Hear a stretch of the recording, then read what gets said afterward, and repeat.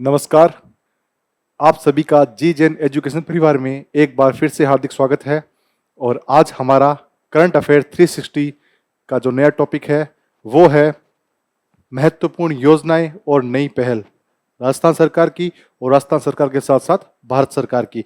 इसमें जो महत्वपूर्ण योजनाएं हैं, देखो फ्लैगशिप स्कीम है वो 40-50 के आसपास भारत और राजस्थान के मिला के हैं, उस पर नहीं जाएंगे। हम क्या करेंगे कि जो जो इंपॉर्टेंट स्कीम अभी रिलीज हुई है, जिनको इन योजनाओं को अभी क्या किया है सरकार ने, घोषणा की है या अभी लागू किया है या उसमें कुछ परिवर्तन कर दिया है। मान लो कोई स्कीम थी, उसमें उसकी आयु उसकी क्या उसके टाइमलाइन बढ़ा दी, मान लो टाइमलाइन बढ़ाने के बाद मान लो किसी पात्रता थी उसमें पैसे बढ़ा दिए, तो उन सबको देखेंगे। एकदम पूरी फ्लैक्सी स्कीम पे नहीं जाएंगे, वरना एक एक स्कीम भी अपना 1 घंटा खा जाएगी। ठीक है, तो हम उनमें से भी एकदम क्रक्स जो महत्वपूर्ण निचोड़ है वो लेके आएंगे, और साथ में कुछ नई पहल, मान लो कुछ नई जगह हो रही है, कुछ नया इनोग्रेशन हुआ है, कुछ नया काम हुआ है या नया कार्यक्रम हुआ है, उन सबको इस टॉपिक में इंक्लूड करेंगे। 2 से 3 लेक्चर होंगे इस टॉपिक के, और कोशिश करेंगे कि आपको पूरा करवा दें। जनवरी और फरवरी, देखो जनवरी फरवरी में नई जो कहते हैं ना पहल, ये कराऊंगा मैं। महत्वपूर्ण योजनाएं तो सारी मैं, जो जनवरी फरवरी वो पीछे की भी, दिसंबर की भी होगी 1-2, और अप्रैल की जो वर्तमान में भी होगी वो भी मैं आपको यहाँ पे करवा दूंगा इसी टॉपिक में, इसी के साथ। तो चलिए पहला टॉपिक स्टार्ट करते हैं। देखो सबसे महत्वपूर्ण योजना है मुख्यमंत्री युवा स्वरोजगार योजना। मुख्यमंत्री चाहते हैं कि जो युवा है वो रोजगार अपना खुद बनाए, खुद अपना क्या बने, रोजगार क्रिएट करे और मालिक बने, ये मुख्यमंत्री जी चाहते हैं। तो इस योजना के बारे में पढ़ लेते हैं। बहुत महत्वपूर्ण योजना है। राष्ट्रीय युवा दिवस जो 12 जनवरी 2026 को आया था, अपने 12 जनवरी को आता है सामान्यतः, उस दिन इसको घोषित किया गया था। और क्या क्या है इसके महत्वपूर्ण प्रावधान, क्या पात्रता है, क्या उद्देश्य है, ये सब पढ़ेंगे। तो चलिए शुरुआत करते हैं। कहाँ से हुआ था? 12 जनवरी को हुआ था 2026 को, एसएम स्टेडियम जयपुर से, जो सवाई मानसिंह स्टेडियम जयपुर में है, जहाँ पे क्रिकेट के मैच खेले जाते हैं, वहाँ पे इसकी शुरुआत की गई थी। और इसका उद्देश्य क्या है? बहुत महत्वपूर्ण है उद्देश्य, क्योंकि नई स्कीम है। नई स्कीम है तो एग्जामिनर के नज़रों में सबसे पहले ऐसी ही स्कीम जाती है, तो और कहीं जाने की जरूरत नहीं है। सबसे पहले इसका उद्देश्य देख लेते हैं। उद्देश्य क्या है? 1 लाख युवाओं को विनिर्माण, सेवा और व्यापार सेक्टर में, किसको? 1 लाख युवा है, इनको किन किन क्षेत्र में? विनिर्माण यानी मैन्युफैक्चरिंग के क्षेत्र में, सेवा यानी सर्विस सेक्टर में, और व्यापार सेक्टर में यानी वो ट्रेड कर सके। इस सेक्टर में उनको क्या करना है? इस सेक्टर के जो सूक्ष्म उद्योग है, इनकी स्थापना के लिए उनको 10 लाख रुपए तक का ब्याज मुक्त ऋण दिया जाएगा। उनको लोन दिया जाएगा, पर लोन पे जो ब्याज होगा वो सरकार भरेगी। आपको सिर्फ और सिर्फ क्या करने हैं? आपको सिर्फ और सिर्फ ईएमआई पे किस्त भरनी है। उस पर जो ब्याज है वो कौन भरेगी? सरकार भरेगी, और 100% सरकार भरेगी। जितना ब्याज है, कब तक? 5 सालों तक। उस पर आगे देखेंगे। तो इस ऋण का पूरा ब्याज सरकार भरेगी। कब तक भरेगी? 5 साल तक। 5 साल तक सरकार इसका ब्याज भरेगी, ये बात इसमें लिख लेना, 5 साल तक। ठीक है, तो हमने इसका उद्देश्य क्या देखा? उद्देश्य है इसका कि कितने युवाओं को? 1 लाख युवाओं को सूक्ष्म उद्योग हो। उद्योग कौन सा हो? सूक्ष्म उद्योग हो। अभी मैं आपको बताऊंगा कि सूक्ष्म उद्योग में, मध्यम उद्योग या फिर जो लघु उद्योग होता है, उनमें फर्क क्या होता है।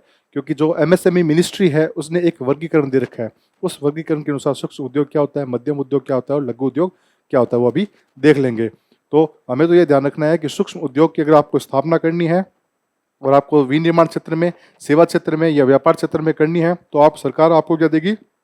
10 लाख रुपए देगी, वो भी ब्याज मुक्त। 5 साल तक ब्याज कौन भरेगी? गवर्नमेंट भरेगी। 5 साल के बाद ईएमआई बच जाती है, तो उसका ब्याज फिर आप भरोगे। ठीक है, चलिए आपको पहले वो थोड़ा सिखा देता हूँ, क्या कि सूक्ष्म, लघु और मध्यम उद्योग किसे कहते हैं। जो एमएसएमई मिनिस्ट्री है, देखो एक अपने यहाँ पे मिनिस्ट्री है, एमएसएमई मंत्रालय। एमएसएमई मंत्रालय का मतलब होता है micro, small and medium enterprises. ठीक है, सूक्ष्म, लघु और मध्यम उद्योग मंत्रालय, ये मंत्रालय क्या कहता है? इस मंत्रालय ने इस एमएसएमई का वर्गीकरण किया है कि भाई कैसे इसका एक वर्गीकरण किया गया है। वर्गीकरण 2 आधार पे किया गया है। एक तो आपके उद्योग में कितना पैसा लगा है, यानी निवेश कितना है, उसके आधार पर वर्गीकरण है। अगर निवेश नहीं देख रहे तो आपने 1 साल में कितना कारोबार किया, यानी आपका टर्नओवर, उसके हिसाब से इसको वर्गीकरण किया गया है। तो यहाँ पे देख लेते हैं उद्योग मान लीजिए ये हो गया सूक्ष्म उद्योग और ये हो गया लघु और ये हो गया मध्यम उद्योग। तो इन तीनों को दो आधार पे दे सकते हैं, या तो इस कंपनी में निवेश कितना है और या फिर इस कंपनी का टर्नओवर कितना है, टर्नओवर। ठीक है। अब सूक्ष्म उद्योग कौन सा उद्योग होगा जिसमें कितना है निवेश, 1 करोड़ तक का निवेश हो, जिसमें 1 करोड़ तक का जिसमें निवेश हो, वो कौन सा उद्योग आ जाएगा, 1 करोड़ तक का। ठीक है, अप टू 1 करोड़ तक का। तो वो किस में आएगा, वो उद्योग आएगा सूक्ष्म उद्योग में। और जिस उद्योग में 1 करोड़ से 10 करोड़ तक, 10 करोड़ तक का निवेश हो, 1 करोड़ से 10 करोड़ तक का निवेश हो, वो आएगा लघु उद्योग की श्रेणी में। ठीक है। और जिस कंपनी में 10 से 50 करोड़ तक का निवेश हो, 10 से 50 करोड़ तक का निवेश हो, वो आएगी कौन सी, मध्यम उद्योग की श्रेणी में। ये थी डेफिनेशन एमएसएमई मंत्रालय ने दी थी निवेश के आधार पर। अब देख ले टर्नओवर के आधार पर। टर्नओवर के आधार पर थोड़ा पैसा यानी कारोबार ज्यादा होता है, निवेश होता है ना, उससे ज्यादा कारोबार होता है, क्योंकि आप कुछ उधार लेते हो, आपकी कंपनी में कुछ सैलरी वैलरी भी देते हो, तो ऐसा करके आपका क्या है, टर्नओवर हमेशा थोड़ा ज्यादा माना जाता है। तो टर्नओवर के आधार पर देख लेते हैं। सबसे पहले मान लो अगर आपका 5 करोड़ तक का टर्नओवर है तो आप आओगे सूक्ष्म उद्योग के अंदर। और अगर आपका 5 से 50 करोड़ तक का टर्नओवर है, 5 से 50 करोड़ तक का आपका टर्नओवर है, तो आप आओगे किस उद्योग के अंदर, लघु उद्योग के अंदर। और यदि आपका टर्नओवर 50 से 250 करोड़ तक, 250 करोड़ तक का आपका टर्नओवर है, ये सीआर लिखता हूं मैं करोड़ को, इसका मतलब है करोड़ रुपए, करोड़ रुपए। ठीक है, करोड़ रुपए। तो टर्नओवर के आधार पर क्या था, 1 करोड़ तो सूक्ष्म, सॉरी टर्नओवर के आधार पर 5 करोड़ तो सूक्ष्म, 50 करोड़ तो कौन सा हो गया, लघु, और 250 करोड़ तो वो कौन सा हो गया, मध्यम उद्योग हो गया। लेकिन जो पिछला साल था 2025-26 का जो बजट था, उसमें जो अपनी मंत्री जी है, वित्त मंत्री, केंद्रीय जो वित्त मंत्री है निर्मला सीतारमण जी, उन्होंने इसको क्या कर दिया था, बढ़ा दिया था। ये सीमा है वो बढ़ा दिया था। इसको तो निवेश को तो उन्होंने बढ़ा दिया था लगभग 2.5 गुना। इसको तो इन्होंने मल्टीप्लाई कर दिया था 2.5 से, इसकी डेफिनेशन में 2.5 से बढ़ा दिया था। और जो टर्नओवर की सीमा थी उसको दुगुना कर दिया था, उसको उन्होंने क्या कर दिया था, 2 गुना।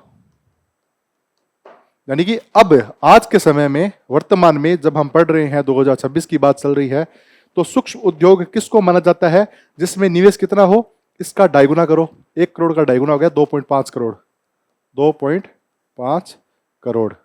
ठीक है।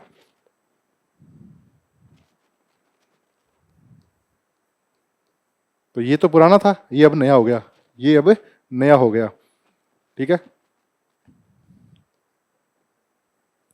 तो अब नई डेफिनेशन क्या होगी कि वह उद्योग जिसमें 2.5 करोड़ तक का निवेश है, वह उद्योग जिसमें 2.5 करोड़ तक का निवेश है, वो सूक्ष्म उद्योग माना जाएगा। कौन सा माना जाएगा, सूक्ष्म उद्योग माना जाएगा। अब इसको 2.5 से मल्टीप्लाई करो तो कितने आगे, 25 करोड़। 10 को 2.5 से मल्टीप्लाई करेंगे तो कितने आएंगे, 25 करोड़। यानी वह उद्योग जिसमें 25 करोड़ तक का निवेश है, 2.5 से ऊपर हो और 25 तक हो, तो वह उद्योग कौन सा माना जाएगा, वह उद्योग माना जाएगा लघु उद्योग। ठीक है। अब इसको भी 2.5 से मल्टीप्लाई करो तो 25 5 125, यानी वह उद्योग जिसमें 125 करोड़ तक का निवेश है, 25 करोड़ से तो ऊपर है और 125 करोड़ तक का निवेश है, वह उद्योग कौन सा कहलाएगा, मध्यम उद्योग कहलाएगा। ये निवेश के आधार पर हो गया।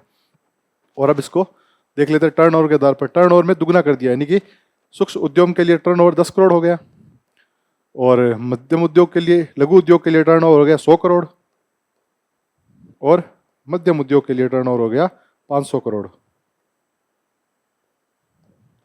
ये नई डेफिनेशन है। अब आपको समझ में आ गया कि सूक्ष्म उद्योग किसकी बात कर रहे हैं। यानी जो मुख्यमंत्री स्वरोजगार योजना, जो युवा स्वरोजगार योजना पढ़ेंगे, उसमें हमें किस उद्योग के लिए ब्याज मिलेगा, इस उद्योग के लिए, सूक्ष्म उद्योग के लिए ब्याज मिलेगा। और उसमें अगर निवेश 2.5 करोड़ तक हो तो सूक्ष्म उद्योग माना जाएगा उसको, और टर्नओवर अगर 10 करोड़ तक हो तो उसको क्या माना जाएगा, सूक्ष्म उद्योग माना जाएगा। इसमें या तो ये शर्त होनी चाहिए या इस तरफ वाली शर्त होनी चाहिए, तब जाके उस उद्योग को सूक्ष्म, लघु या मध्यम माना जाता है। तो ये मैंने आपको एक ओवरऑल पूरा समझा दिया। और हाँ, ये जो निवेश है, इस निवेश में आप जो भूमि खरीदते हो या जो आप भवन का निर्माण करते हो वो शामिल नहीं होता। जो करो टर्नओवर में तो वैसे ही शामिल नहीं होता, लेकिन निवेश की बात कर रहा हूँ। निवेश में मशीनीकरण हो गया, संयंत्र स्थापित करते हो या फिर कोई जो उपकरण लाते हो, ये चीजें ही शामिल होती है इस निवेश में। यहाँ पे मैं लिख देता हूँ कि इस निवेश में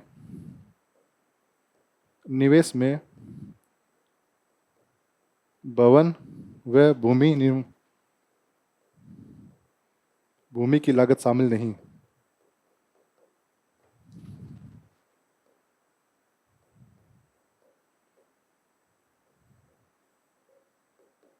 अब आप एक खाली पेज लेके इसको या तो वीडियो को यहीं पॉज करके इसको उतार लो। आप, मैं एक सेकंड के लिए साइड में हट जाता हूं, आप वीडियो को पॉज करो और इसको उतार लो।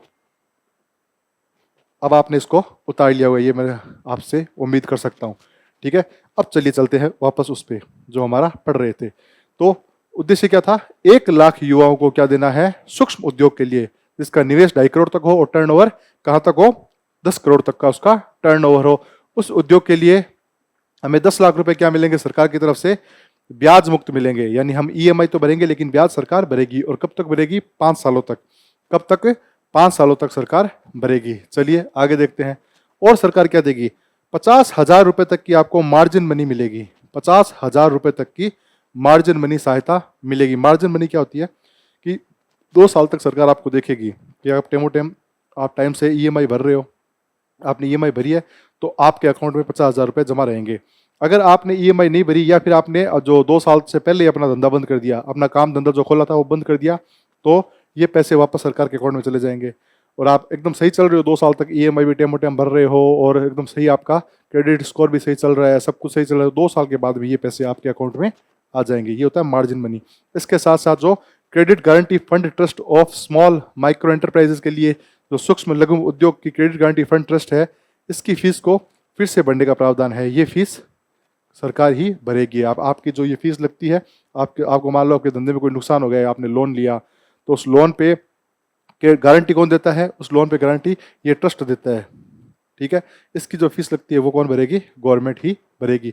तो आपको ये चीज़ समझ में आ गई। देखो इसमें ये डायग्राम देख लेते हैं, इसमें क्या लिखा हुआ है कि उद्योग और वाणिज्य विभाग द्वारा किसके द्वारा चलाई गई है? उद्योग और वाणिज्य विभाग द्वारा 12 जनवरी को शुभारंभ किया गया था। ठीक है, और 10 लाख रुपए तक का क्या मिलेगा? ब्याज मुक्त ऋण मिलेगा। ये इसमें भी लिखा हुआ है। योजना का उद्देश्य 1 लाख युवाओं को उद्यमी बनाना है। 1 लाख युवाओं को क्या बनाना है? उद्यमी बनाना है। उद्देश्य याद रखना, कितने? 5 लाख नहीं है, 50,000 नहीं है, 1 लाख युवाओं को उद्यमी बनाना है। और कब तक बनाना है? ये इसकी लिमिट भी है, 31 मार्च 2029 तक। कब तक बनाना है? यहां लिख लो, 31 मार्च 2029 तक। एक टाइम लिमिट होगी तभी तो गवर्नमेंट काम करेगी, नहीं तो गवर्नमेंट कहेगी हाँ बना देंगे हम, 2050 तक बना देंगे, 2060 तक 1 लाख युवाओं को बना देंगे। नहीं, टाइम लिमिट है, 29 तक बनाना है। 26 में स्टार्ट किए, आपके पास 3 साल है। 3 सालों में आप 1 लाख युवाओं को रोजगार बनाओ। तो ये वाला मेरे को लगता है आपको पूरा पोर्शन समझ में आ गया होगा। ये वाली स्लाइड आपको आसानी से समझ में आ गई होगी। इसको लिख लेना, 31 मार्च 2029 तक। जो चीज़ें मैं यहाँ पे लिख रहा हूँ खाली पेज में लिख लिया करो, बाद में पीडीएफ में इसको फिलअप कर लिया करो। ठीक है, तो मैं एक बार फिर से हट गया, इसको उतार लो। ये मैंने आपको समझाया था।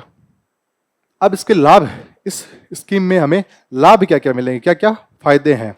फायदा देखो, सबसे पहले आपको मिलेगा ऋण, वो मैंने बता दिया, बिना ब्याज के मिलेगा लोन। आपको बिना ब्याज के ऋण मिलेगा। ठीक है, और उसमें कैसे कैसे? यदि कोई आवेदक जो 8वीं से 12वीं पास है, यदि कोई आवेदक जो 8वीं से 12वीं पास तक है, तो उसको क्या मिलेगा? अगर वो सेवा और व्यापार करना चाहता है तो उसको 3.5 लाख तक का लोन मिलेगा। ठीक है, 3.5 लाख रुपए। और अगर वो विनिर्माण क्षेत्र का काम करना चाहता है, मैन्युफैक्चरिंग करना चाहता है, तो उसको 7.5 लाख रुपए तक का क्या मिलेगा? लोन मिलेगा, ब्याज मुक्त। और 35,000 रुपए उसको जो ऋण राशि है उसका 10% मार्जिन मनी के रूप में भी मिलेगा। 35,000 रुपए उसको मार्जिन मनी मिलेगी। जो ऋण लिया है उसका 10% उसको मार्जिन मनी मिलेगी। वो भी मैंने बता दिया, 2 साल तक अगर वो सही काम कर रहा है, सही से वो किस्तें भर रहा है, ब्याज उसको नहीं भरना, ब्याज 5 साल तक सरकार भरेगी। 2 साल तक अगर उसने सही किस्तें भरी है तो उसके बाद में ये जो पैसा है वो उसके अकाउंट में आ जाएगा। ठीक है, ये कब है? जब आवेदक की कब से कब तक है? 8वीं से 12वीं तक पास है आवेदक। अब मान लो थोड़ा और पढ़ा लिखा आवेदक है। अब आवेदक है ग्रेजुएट, ITI या कोई शैक्षणिक योग्यता है, उच्च शैक्षणिक योग्यता। डिप्लोमाधारी है, डिग्रीधारी है, ग्रेजुएट है, ITI है, ऐसा कुछ कर रखा है उसने, तो उसको क्या मिलेगा? अगर वो सेवा और व्यापार करना चाहता है तो उसको 5 लाख रुपए मिलेंगे। यहाँ कितने मिल रहे थे? 3.5 लाख रुपए। और वो जो ग्रेजुएट हो गया तो उसको 5 लाख रुपए मिल रहे हैं। अगर वो मैन्युफैक्चरिंग या विनिर्माण करना चाहता है तो उसको 10 लाख रुपए तक का ब्याज मुक्त लोन मिलेगा। यहाँ कितने मिल रहे थे? 7.5 मिल रहे थे। तो थोड़ा सा 2.5 लाख का फर्क आ रहा है, इसमें 1.5 लाख का फर्क आ रहा है और इसमें 2.5 लाख का फर्क आ रहा है। मार्जिन मनी 50,000 रुपये मिलेंगे, वो भी जो ऋण लेगा उसका 10%। मान लो इसने 10 लाख की जगह इसने 5 लाख लोन ले लिया, तो 5 लाख का 10% कितना होगा? 50,000। 5 लाख का 10% 50,000 होता है, तो उसको क्या मिल जाएगा? मार्जिन मनी मिल जाएगी। ठीक है, चलिए आगे चलते हैं। ये आपको समझ में आ गया? ये बहुत इंपॉर्टेंट स्लाइड है, इससे ही प्रश्न बनेगा। आपको इससे ही पूछेगा, वो 3 लाख के 3.5 लाख की जगह 4.5 दे देगा, 7.5 की जगह 9.5 दे देगा, 8.5 दे देगा। तो इसको एकदम आराम से पढ़ना है, क्योंकि ये बहुत नई स्कीम है। तो एग्जामिनर की नज़र में सीधी सीधी यही स्कीम आएगी कि इसी से पूछ लेता हूँ, बच्चे को इसी में कन्फ्यूज कर देता हूँ। तो ये चीज़ आपने समझ ली होगी। आगे चलते हैं। अब इसकी शर्तें क्या है? पात्रता की शर्तें। भाई कौन कौन इस स्कीम के लिए पात्र है? सबसे पहले तो युवा। और युवा का एक विशिष्ट आयु वर्ग है। क्या आयु वर्ग है? कि आवेदक की आयु 18 से 45 वर्ष होना चाहिए, या ना तो 18 वर्ष से छोटा हो, ना 45 वर्ष से अधिक हो। 18 वर्ष से 45 वर्ष के बीच उसकी आयु होनी चाहिए। 18 वर्ष का भी चलेगा और 45 वर्ष का भी चलेगा। इससे छोटा नहीं होना चाहिए और इससे बड़ा नहीं होना चाहिए, तभी वो युवा माना जाएगा। राजस्थान का स्थायी निवासी हो। राजस्थान का क्या हो? स्थायी निवासी हो, राजस्थान में निवास करता हो स्थायी रूप से। न्यूनतम 8वीं पास हो, तभी तो 8वीं पास हो, क्योंकि हमने देखा था लाभ 8वीं से 12वीं तक है, उसके बाद 12वीं से आगे ग्रेजुएशन तक लाभ है। तो 8वीं पास तो न्यूनतम होना ही चाहिए। इसके साथ साथ 2 शर्तें और है। एक शर्त यहाँ पे लिख लो कि वो बैंक डिफॉल्टर ना हो। बैंक डिफॉल्टर ना हो कि प्रारंभ पहले किसी बैंक से लोन ले रखा है और फिर लोन भरा नहीं, इधर उधर बैंक का भगोड़ा हो गया, वो बैंक डिफॉल्टर नहीं होना चाहिए। बैंक डिफॉल्टर न हो। ठीक है, क्या नहीं हो? बैंक का डिफॉल्टर नहीं हो। और एक और शर्त है इसमें, पात्रता शर्त है कि आवेदक को जरूरी नहीं है कि व्यक्तिगत आवेदक ही हो। जैसे मान लो मैं हूं, मैं भर रहा हूं, तो जरूरी नहीं है कि सिर्फ मुझे मिलेगा। मैंने मान लो कोई संस्थान बना रखा है तो संस्थान को भी मिल जाएगा। संस्थान के लिए शर्त क्या है कि उस संस्थान में कम से कम 51% जो शेयर होल्डर है वो इस आयु वर्ग के लोगों के बीच में होना चाहिए। ठीक है, संस्थागत व्यक्तिगत आवेदक की जगह व्यक्तिगत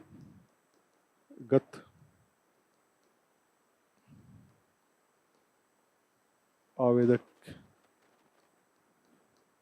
की जगह संस्थागत आवेदक हो ना, संस्थान वाला आवेदक हो,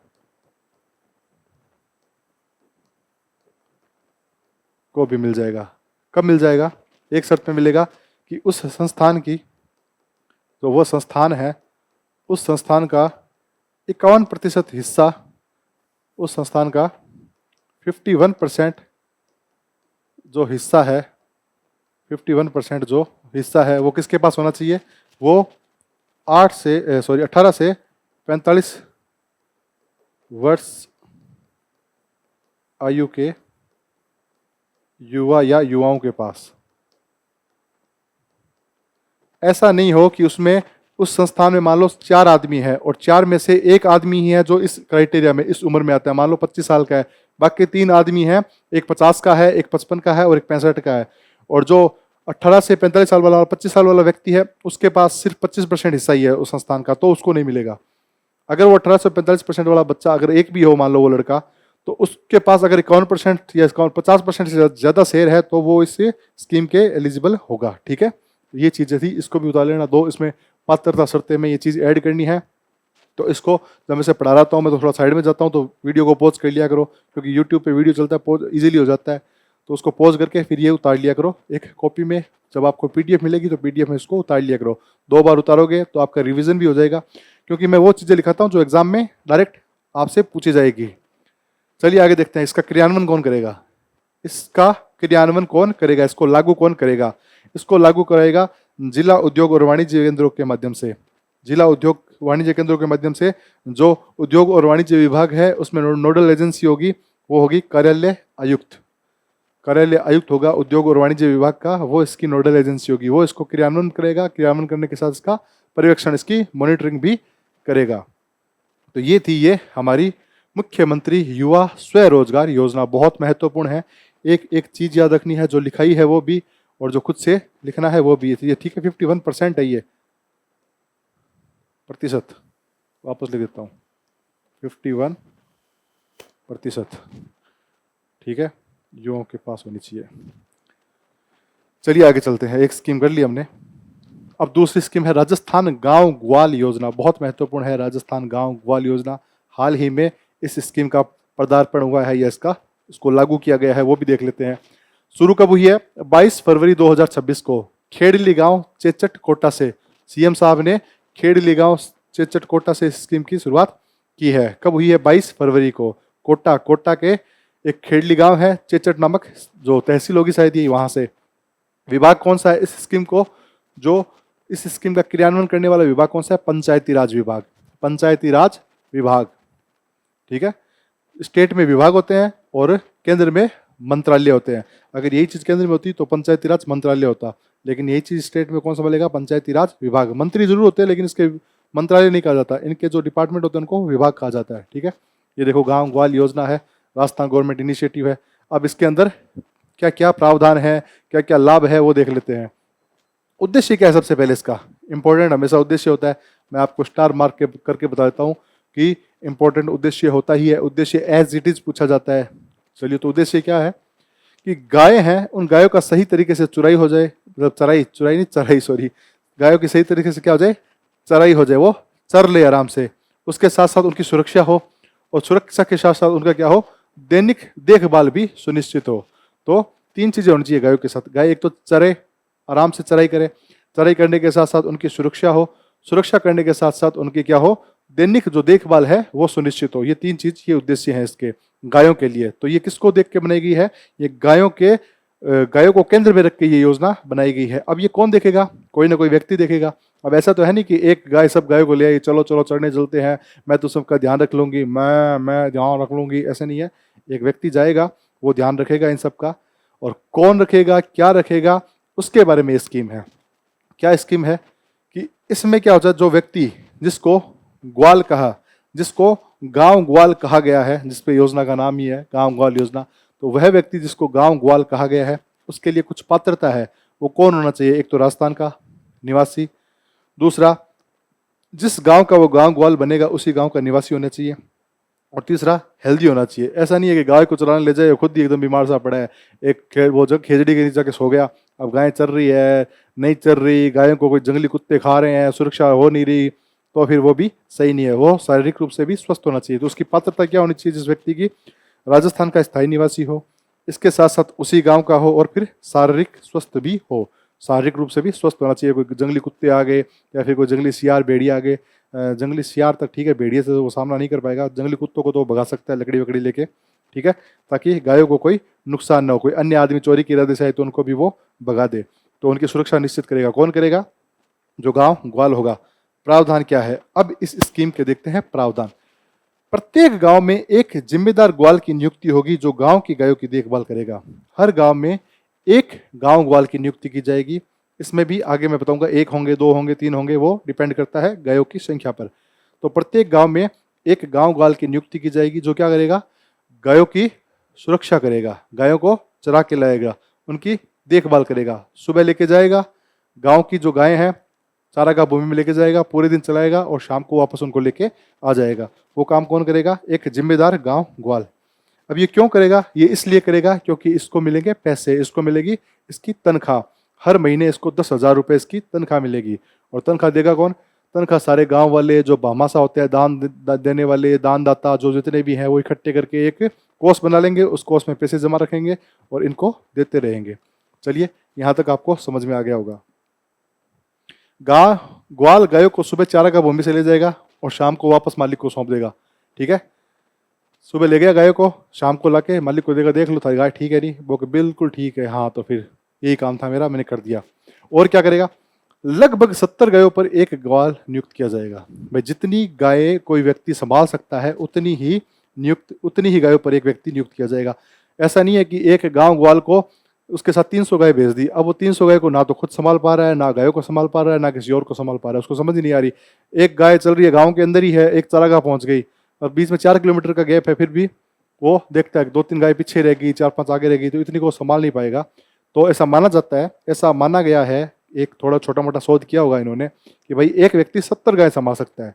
तो इसलिए यह नियम डाल दिया कि एक ग्वाल होगा वो 70 गायों पर होगा। कितनों पर? 70 गायों पर एक ग्वाल होगा। अगर 70 से अधिक गायें हैं तो विभाग आवश्यकता अनुसार अतिरिक्त ग्वाल नियुक्त कर सकता है। विभाग कौन सा? पंचायती राज विभाग। मान लो एक गांव में एक तो 65 गायें थी, एक गांव में, मान लो गांव ए है, इसमें 65 गायें हैं, और एक गांव बी है जिसमें 220 गायें हैं, तो इसमें तो एक ग्वाल ही काम कर देगा। पंचायती राज विभाग कहेगा इसमें एक ग्वाल निकट है ए गांव में। अब बी गांव है, बी गांव में क्या होना चाहिए? 70 गायों पर एक ग्वाल होना चाहिए। तो इसको 70 से डिवाइड करो, 210 गाय मान लो, 70 से डिवाइड करेंगे तो आएंगे 3, यानी कम से कम इसमें 3 ग्वाल चाहिएंगे। और ये जो परमिशन कौन देगा 3 ग्वालों की? ये परमिशन देगा पंचायती राज विभाग कि भाई आप गांव ए में तो एक ही ग्वाल ठीक है, लेकिन गांव बी में गाय ज्यादा है, 70 गायों से ज्यादा है, तो उसमें 3 ग्वाल नियुक्त किए जाएंगे, 3 ग्वालों को नियुक्त कर देगा। ठीक है। चयनित ग्वाल को 10,000 रुपये मानदेय सीधे बैंक खाते में भुगतान भामाशाह मॉडल पर किया जाएगा। जो चयनित गांव वाला हो उसको क्या मिलेगी? सैलरी मिलेगी। उसको सैलरी मिलेगी हर महीने उसके बैंक अकाउंट में, ऐसे कैश नहीं देंगे उसको, सीधा उसके बैंक अकाउंट में क्या आ जाएंगे? 10,000 रुपये आ जाएंगे। और वो किस मॉडल पे होंगे? भामाशाह मॉडल, यानी गांव के लोग इकट्ठे करेंगे, इकट्ठे करने के साथ साथ कुछ दान दाता है वो भी पैसे दे देंगे कि चलो भाई गायों का काम है, पुण्य का काम है, तो वो भी पैसे दे सकते हैं। तो ये सब इससे होगा। गांव के भामाशाह हो गए, वार्ड पंच, सरपंच, गांव के लोग, ये सब मिलकर एक समिति का निर्माण करेंगे और समिति द्वारा जन सहयोग से वेतन देगी। ये समिति होगी, ये समिति देखेगी कौन कितना पैसा दे रहा है, उस पैसे का बिल्कुल हिसाब रखा जाएगा और हर ग्वाल को 10,000 रुपये प्रति माह वेतन दिया जाएगा। बहुत अच्छी स्कीम है, बहुत पेपर की दृष्टि से भी बहुत अच्छी स्कीम है, उसको पढ़ना है। इसमें इतनी ही थी, ठीक है, तो इसको देख लो। हर चीज़ मैंने आपको समझा दी है, एक पॉइंट समझा दिया है, अब शायद आप गलत नहीं करोगे पेपर में। चलिए आगे चलते हैं। राजस्थान एकीकृत क्लस्टर विकास योजना। राजस्थान एकीकृत क्लस्टर विकास योजना क्या है देख लेते हैं। जनवरी 2025 से लागू थी और 31 मार्च 2029 तक प्रभावी है। यानी लागू कब हुई थी? जनवरी 2025 से, और प्रभावी कब तक है? 31 मार्च 2029 तक। लगभग कितने? 4 साल तक ये प्रभावी रहेगी। इसमें क्या है? इसका उद्देश्य है हस्तशिल्प, हथकरघा और एमएसएमई क्षेत्र में तकनीकी सुधार, कौशल विकास और बाजार विस्तार करना। ये जो छोटे मोटे उद्योग धंधे हैं करने वाले, जो हस्तशिल्प हैं, हस्तशिल्प कलाकार है, जो मान लो टेराकोटा वाले हो गए, और भी मान लो मूर्तियाँ बनाते हैं, छोटे मोटे जो हाथ का काम करते हैं, ये बगरू जो प्रिंटिंग वाले काम हो गए, इन लोगों को क्या, इनका थोड़ा कौशल विकास करो, इनकी बाजार तक पहुँच बढ़ाओ, ताकि ये अपने व्यापार को थोड़ा आगे बढ़ा सके, इनकी जो आय है वो आय अच्छी हो सके। तो ऐसा उद्देश्य इसका है। एमएसएमई का मतलब वही मैं आपको समझाता हूँ, छोटे छोटे उद्योग धंधे, micro small and medium enterprises. तो इसके लिए उसमें थोड़ा तकनीकी सुधार, उनको बताओ कि भाई ऐसा नहीं बनाओ, थोड़ा इसको ऐसा बनाओ, इसकी ऐसी चीज़ों की डिमांड ज़्यादा है। मान लो कोई टेराकोटा से कोई बढ़िया बालू बना रहा है, तो उसको कहा नहीं बालू बनाओ, लेकिन थोड़ा इसमें रंग है ना, आप थोड़ा काला रंग डालो, थोड़ा बुरा रंग डालो, लोग चाहते हैं कि बुरे रंग का बालू हो, तो वैसे उसमें थोड़ा तकनीकी सुधार कर देंगे। तकनीकी सुधार करने के साथ उसका कौशल विकास करेंगे और बाजार का विस्तार करेंगे, ताकि बाजार के विस्तार, जितना बाजार विस्तारित होगा उतने ही प्रोडक्ट उसके ज़्यादा बिकेंगे, उतना ही वो व्यक्ति क्या होगा? आर्थिक रूप से सक्षम होगा। ठीक है, चलिए ये तो था इसका उद्देश्य। अनुदान क्या है इसमें? तकनीकी उन्नयन और इंफ्रास्ट्रक्चर के लिए 80 से 100% तक का अनुदान का प्रावधान है इसमें। भाई आपको टेक्नोलॉजी वही है ना, तकनीकी सुधार करना, इसके साथ साथ इंफ्रास्ट्रक्चर के लिए कि भाई कुछ ऐसे बाजार बना दिए, सिर्फ इनके लिए कोई हाट बाजार बना दिया जहाँ पे ये हर मंडे को आ जाए, या फिर हर ट्यूसडे को एक दिन निर्धारित कर दिया, उसके दिन इनका मेला लगेगा। इस सब के लिए अनुदान देगी सरकार, बाजार लगाने के लिए सरकार अनुदान देती है। ठीक है, तो वो 80 से 100% तक है। बजट क्या है कि भाई कुल 60 करोड़ रुपए के प्रोजेक्ट के लिए 58 करोड़ रुपए तक के अनुदान को मंजूरी मिली है। ये प्रोजेक्ट है कुल 60 करोड़ का, और इसमें भी 58 करोड़ रुपए तक के बजट की मंजूरी मिल चुकी है। अब इस योजना के अब आएगी काम की बात। योजना 1 साल पुरानी है, लेकिन हम क्यों पढ़ रहे हैं? क्योंकि इस साल कुछ सेंटर्स बनेंगे। कौन से सेंटर बनेंगे? Common facility centre. 7 जिलों में आधुनिक मशीनों से सुसज्जित 7 जिले हैं, उन 7 जिलों में अलग अलग कॉमन फैसिलिटी सेंटर बनेंगे। कॉमन फैसिलिटी सेंटर का मतलब होता है जो आपको उस क्षेत्र में जो चीज़ आप कर रहे हो उसके लिए आपको विशेष सुविधा प्रदान करेंगे। ठीक है, मान लो कोई लकड़ी का काम कर रहा है तो उसको वहाँ पर लकड़ी की बेहतरीन मशीनें मिल जाएगी, उस कॉमन फैसिलिटी सेंटर में जाके उनका उपयोग कर सकता है, उनको किराए पे लेके आ सकता है, उनका वहाँ जाके काम कर सकता है, उनको रेंट दे सकता है या उनको शुल्क दे सकता है, जो भी दे सकता है, तो उसको कहते हैं कॉमन फैसिलिटी सेंटर। और वहाँ पे क्या आधुनिक मशीनों से सुसज्जित होगी, तो मशीनें होगी वो बहुत ज़्यादा एडवांस होगी। और ऐसे कितने 7 जिले हैं, 7 जिले कौन से हैं और उनमें क्या क्या बनेगा ये देख लेते हैं। ये सबसे महत्वपूर्ण है इस वाली योजना के बारे में। सबसे पहले जयपुर, जयपुर में होम फर्निशिंग और हस्तशिल्प का कॉमन फैसिलिटी सेंटर बनेगा। तो जयपुर में कौन सा सेंटर बनेगा, अब आपको एग्जाम में आएगा, इधर जिलों के नाम आएंगे, ऊपर लिखा होगा कॉमन फैसिलिटी सेंटर, मिलाप करो और इधर 4 कॉमन फैसिलिटी सेंटर दे देंगे, फिर उनको मिलाएंगे, पूछो कौन सा किस जिले में, कौन सा किस जिले में। तो जयपुर में कौन सा होगा, हस्तशिल्प, हस्तशिल्प के साथ साथ होम फर्निशिंग का, जो घर सजाने वजाने में जो काम आते हैं उन सब मशीनों को वहाँ पे रखते हैं कि भाई कैसे होम फर्निशिंग करनी है और कैसे हस्तशिल्प करना है। तो हस्तशिल्प और होम फर्निशिंग का कॉमन फैसिलिटी सेंटर कहाँ बनेगा, जयपुर में, ध्यान रखना। ठीक है, जहां हम अभी रह रहे हैं वहां पे होम फर्निशिंग और हस्तशिल्प का क्या बनेगा, कॉमन फैसिलिटी सेंटर बनेगा। ठीक है, हमारी काम की चीजें यहाँ से चालू हो रही है। आगे चलते हैं, भरतपुर में, भरतपुर में जो फैसिलिटी सेंटर बनेगा, ऐसा देखो, ऐसा यहाँ पे लोगों को पूरी मशीनें दे दी जाएगी, वो अच्छे अच्छे अपने काम बेहतरीन काम कर सकते हैं। मान लो ये पत्थर पे तराशी कर रहे हैं तो इनको पत्थर तराशी के लिए बेहतर औजार किराए पर या फिर कुछ टैक्स पे या कुछ फीस पे उपलब्ध करा दिए जाएंगे। तो भरतपुर में क्या होगा, यही पत्थर तराशी का काम, इसको कहते हैं स्टोन कार्विंग, स्टोन कार्विंग कहते हैं इसको, पत्थर का तराशी। कहाँ पे बनेगा, भरतपुर में। जयपुर में क्या था, हस्तशिल्प और होम फर्निशिंग का, भरतपुर में क्या है, पत्थर तराशी का। क्या है ये सारे, CFC कॉमन फैसिलिटी सेंटर है। ये CFC गैस नहीं है। आप सोचो यार सर तो चलते चलते विज्ञान पढ़ाने लगे, क्लोरोफ्लोरोकार्बन पढ़ा रहे हमें तो, और हम कहाँ पढ़ने आए थे जीके, लेकिन ये CFC कॉमन फैसिलिटी सेंटर है। चलिए आगे देखते हैं, भरतपुर में हो गया पत्थर तराशी। कोटपुतली बहरोड, जो नया जिला है कोटपुतली बहरोड, ये पूरा इकट्ठा है। ठीक है, इसमें इंजीनियरिंग और फैब्रिकेशन का काम, फैब्रिकेशन और इंजीनियरिंग का जो कॉमन फैसिलिटी सेंटर है वो कहाँ बनेगा, कोटपुतली बहरोड में। तो जयपुर में हस्तशिल्प और होम फर्निशिंग का, भरतपुर में पत्थर तराशी का, कोटपुतली बहरोड में इंजीनियरिंग के साथ साथ फैब्रिकेशन, EF कोटपुतली बहरोड, ऐसे रहता है KBEF। ठीक है, ऐसे याद रह जाएगा। हनुमानगढ़ में क्या बनेगा, हनुमानगढ़ में कृषि उपकरण निर्माण का कॉमन फैसिलिटी सेंटर बनेगा। जो कृषि यंत्र होते हैं, कृषि के काम में आते हैं, उनके जो उपकरण होते हैं उनके निर्माण का बनेगा। ठीक है, हनुमानगढ़ में। सिकंदरा यानी दौसा में एक जगह है सिकंदरा, जहाँ का पत्थर बहुत फेमस है, तो वहाँ पे पत्थर की नक्काशी, पत्थर के ऊपर अच्छी अच्छी नक्काशी कर सके वो, तो उसके लिए कॉमन फैसिलिटी सेंटर कहाँ बनेगा, सिकंदरा दौसा में।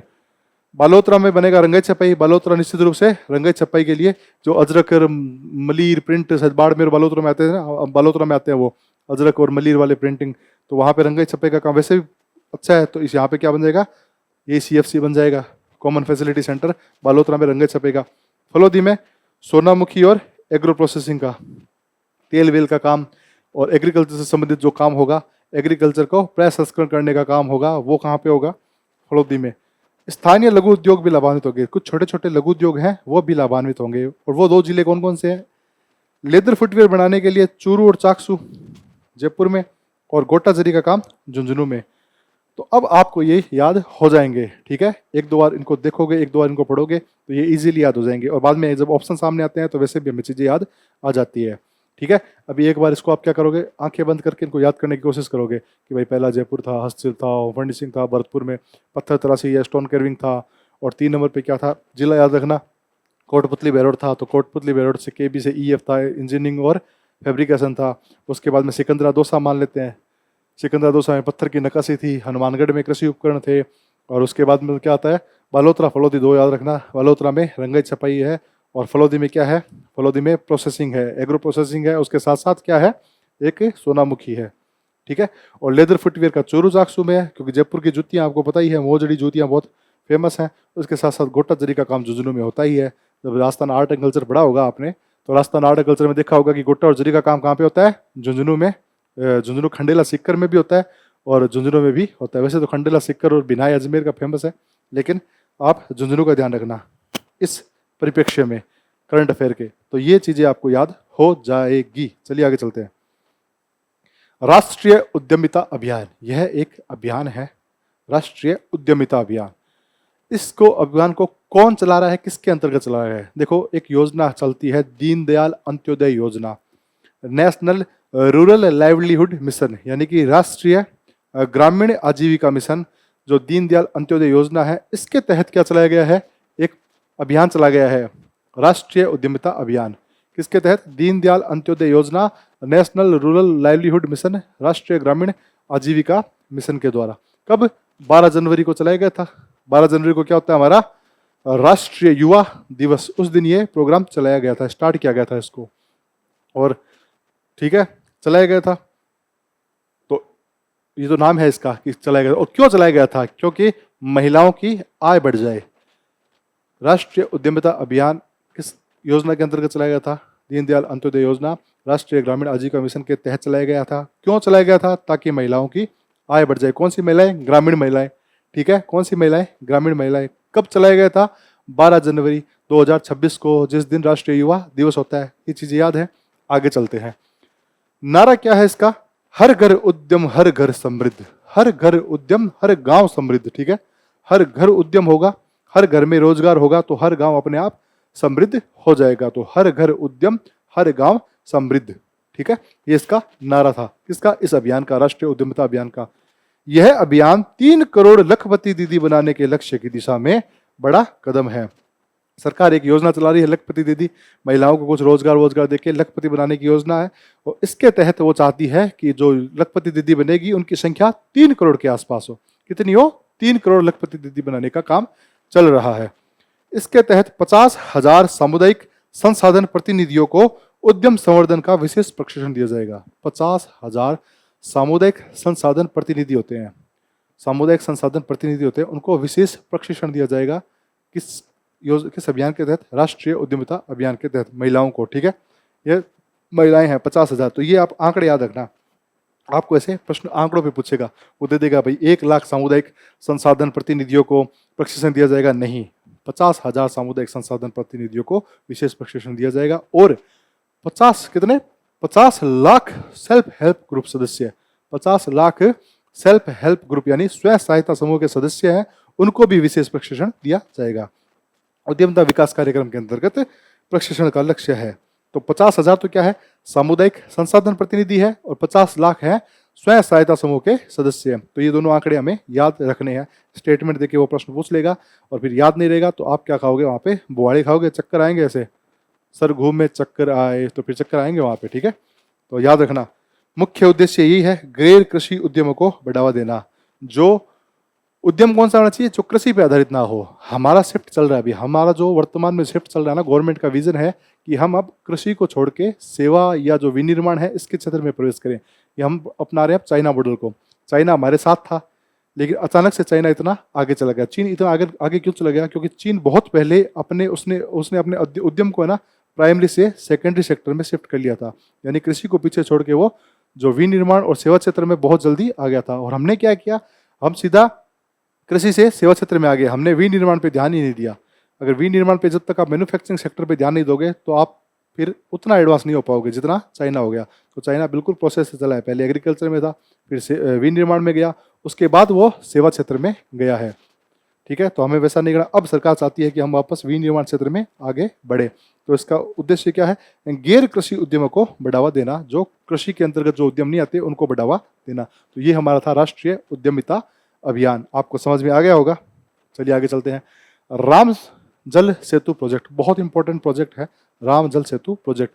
वैसे ये पहले जो ERCP चल रहा है ना हमारा, east Rajasthan canal project, ERCP, अब इसका नाम संशोधित नाम हो गया पार्वती कालीसिंध चंबल लिंक प्रोजेक्ट। पार्वती चंबल कालीसिंध चंबल क्या हो गया? Link project. ये ERCP का एक पार्ट है और इसमें बहुत ज़्यादा पैसा लगने वाला है। तो इस प्रोजेक्ट के तहत एक छोटा सा काम स्टार्ट हुआ है। छोटा सा काम क्या है? चंबल नदी पे एक 2.3 किलोमीटर लंबा एक क्या बन रहा है? एक्वाडक्ट, यानी जल सेतु। जल को इधर से उधर ट्रांसफर कर रहे हैं। जल का एक हम क्या बना रहे हैं? सेतु बना रहे हैं। किस नदी पे? चंबल नदी पे। कितना मीटर? 2.3 किलोमीटर लंबा है, 45 मीटर के आसपास चौड़ा होगा। चौड़ा भी लिख लेना आप, 45 मीटर के आसपास चौड़ा होगा ये। ये क्या है, जल सेतु। ऐसा देखो, ये एक ऐसा जल का सेतु बनेगा जिसमें पानी एक स्थान से दूसरे स्थान पर हम ट्रांसफर कर रहे हैं। और इस राम जल सेतु प्रोजेक्ट का मेन उद्देश्य यही है। इसका मेन उद्देश्य क्या है, देखो राजस्थान में क्या है कि कुछ नदियां ऐसी है जिनमें वर्ष में बारिश के दिनों में बहुत तगड़ा उफान आता है, बाढ़ आती है, पानी अत्यधिक लबालब हो जाता है। जैसे चंबल नदी और चंबल के साथ एक ब्राह्मणी नदी है, वो बामनी नदी है, ठीक है। कुछ नदियां ऐसी है या कुछ जगह ऐसी है राजस्थान में, पूर्वी राजस्थान की बात कर रहा हूँ, जहाँ पे बिल्कुल पानी नहीं आता, वहाँ पे पानी की कमी रहती है। तो सरकार ने सोचा क्यों न ऐसा किया जाए कि जहाँ पे बाढ़ का पानी आ रहा है, जहाँ पे पानी एक्स्ट्रा है, उनको उन स्थानों पर भेज दें जहाँ पे पानी नहीं है। इससे क्या होगा, जहाँ पे बाढ़ का पानी, बाढ़ की संभावना थी, वहाँ पे बाढ़ भी नहीं आएगी और वहाँ का पानी दूसरी जगह चला जाएगा, वहाँ पे लोगों के काम भी आएगा। तो इसलिए इस प्रोजेक्ट को चलाया गया था। ERCP प्रोजेक्ट था, अब उसका नाम राम जल सेतु प्रोजेक्ट है, या उसको संशोधित पार्वती काली सिंध चंबल लिंक प्रोजेक्ट भी कहा जाता है। ये काम करना है। इससे राजस्थान के, पूर्वी राजस्थान के 17 जिलों को क्या मिलेगा, पेयजल मिलेगा, सिंचाई और अन्य बहुउद्देशीय परियोजनाओं के लिए पानी मिल जाएगा। पेयजल, सिंचाई और दूसरी योजनाओं के लिए पानी मिल जाएगा। ये था, ये तो पूरा मैंने आपको थोड़ा सा बता दिया। अब क्या चल रहा है, सिर्फ और सिर्फ 2.3 किलोमीटर का एक्वाडक्ट बनेगा। एक्वाडक्ट कहते हैं जल सेतु को, जो मैंने आपको बता दिया, पानी को एक जगह से दूसरी जगह ट्रांसफर करेंगे। कितना, मात्र 2.3 किलोमीटर बना, धीरे धीरे ये और लंबा बनता जाएगा। फिलहाल पानी को यहाँ से यहाँ भेजेंगे, उसके बाद में ये प्रोजेक्ट खत्म हो जाएगा, फिर पानी को आगे भेज देंगे, फिर आगे भेज देंगे, ऐसे करके पूरा प्रोजेक्ट टुकड़ों टुकड़ों में पूरा करेंगे। तो इसके लिए पैसे कितने हैं, 2330 करोड़ रुपए इसके लगेंगे। 2330 करोड़ रुपए इसकी लागत आएगी। और ये कब तक पूरा हो जाएगा, उम्मीद करते हैं ये 2028 तक काम पूरा हो जाए। कब तक, जून 2028 तक अवधि होगी इसको, 2025 से 2028 तक, लगभग 3 सालों में ये काम पूरा कर लेंगे। पानी के एक जल सेतु बना के एक स्थान से दूसरे स्थान। और ये किन 2 स्थानों को जोड़ेगा, यानी पानी एक जगह से ले जा रहे हैं, दूसरी जगह पर छोड़ रहे हैं, तो 2 स्थान तो होंगे ना, जहां से लेके जा रहे हैं और जहां पे छोड़ रहे हैं। वो 2 स्थान है पीपलदा समेल गांव कोटा और गोठड़ा गांव इंद्रगढ़ बूंदी में है। पीपलदा समेल गांव कोटा में है। कोटा से, ये बहुत महत्वपूर्ण है, याद रखना इस चीज़ों को, ये पूछा जाएगा कहाँ से कहाँ तक पानी छोड़ा जाएगा इसको, जल सेतु। गोठड़ा गांव ये इंद्रगढ़ तहसील बूंदी की है, वहाँ पे, ठीक है। कहाँ, पीपलदा समेल गांव कोटा से लेके कहाँ पे छोड़ेगा, ये जो कौन सा गांव है, गोठड़ा गांव इंद्रगढ़ बूंदी में, कोटा से बूंदी जाएगा ये।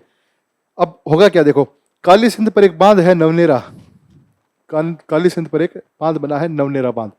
उससे क्या करेंगे, पानी को लिफ्ट करेंगे और मेज नदी में छोड़ देंगे। काली सिंध से पानी उठाया, लिया और मेज नदी में छोड़ दिया। अब मेज नदी से क्या करेंगे, मेज जो बांध है वहां से फीडर के जरिए पानी को गलवा बांध पर पहुंचाएंगे। गलवा बांध तक पहुंचा दिया और फिर गलवा बांध से बिसलपुर और इसरदा बांध तक पानी पहुंचाना है, क्योंकि बिसलपुर और इसरदा बांध है जहाँ पे हमारे पूरे जयपुर को या बहुत से लोगों को पानी पीने को मिलता है। तो अंतिम उद्देश्य ये है कि चंबल का जो एक्स्ट्रा पानी है या बामनी नदी का जो एक्स्ट्रा पानी है वो बिसलपुर और इसरदा बांध तक पहुंचाया जाए। और वही प्रोजेक्ट क्या है, पार्वती काली सिंध और चंबल लिंक प्रोजेक्ट है। इसके तहत ये छोटा सा काम हुआ है, ये इंपॉर्टेंट है, याद रखना इसको याद रखना, छोटी चीज नहीं है, महत्वपूर्ण चीज है, प्रश्न बनेगा इसके ऊपर। तो ये सारी बातें आप इसको याद रखोगे।